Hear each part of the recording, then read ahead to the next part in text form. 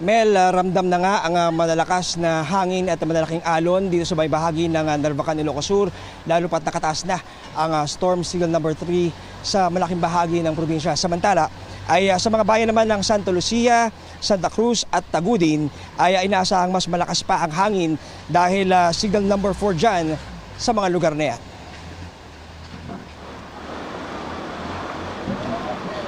Nagbabayanihan ang mga residente sa Barangay Pantok, Narvacan, Ilocos Sur para maisalba ang mga bahay na nanganganib na masira ng bagyo.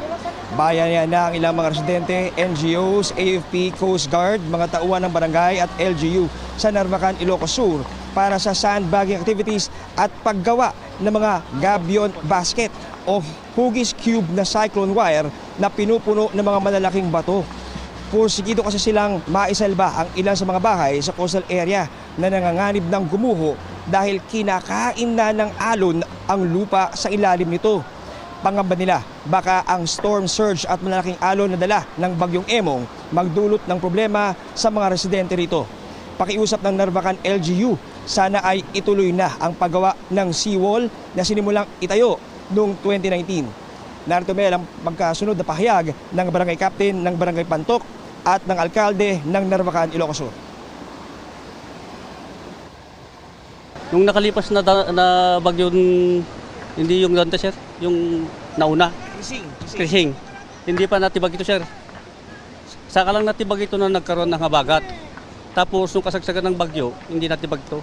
Ang ginagawa namin ngayon, sir, nagsasandbagging, naglalagay ng boulders at saka gabion basket kasi malaki na yung tibak ng buhangin. Pinagsabihan ko na, sir, yung mga kabarangay ko, lalo na yung mga nandito sa tabi ng dagat, mag-evacuate na sila. Sana sa national, sana tulungan kami na maayos na yung seawall kasi talaga yun ang pinakamalaking problema namin. Kung baka may time na yung mga ngayon isolated, baka magiging island na yun.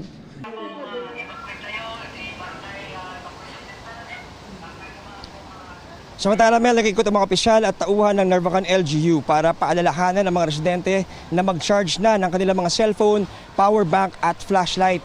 Namigay na rin ng mga hygiene kit, relief goods at pagkain ng LGU sa mga evacuees na inilikas mula sa mga low-lying areas. Sa La Union naman ay nagpulong ang PDRRMO, Coast Guard, PNP, Air Force at Provincial Government para ikasa ang mga final preparations sa inaasahang epekto ng bagyong Emong sa probinsya. Lalo't itinaas na sa signal number 4 ang storm signal sa malaking bahagi ng Ilocos Region. Narito ang pahayag ng gobernador ng La Union. Taking all the precautions necessary, definitely with the evacuation centers, prepositioning pati logistical support nila to improve also the identified evacuation centers na perennial to improve the basic needs ng area.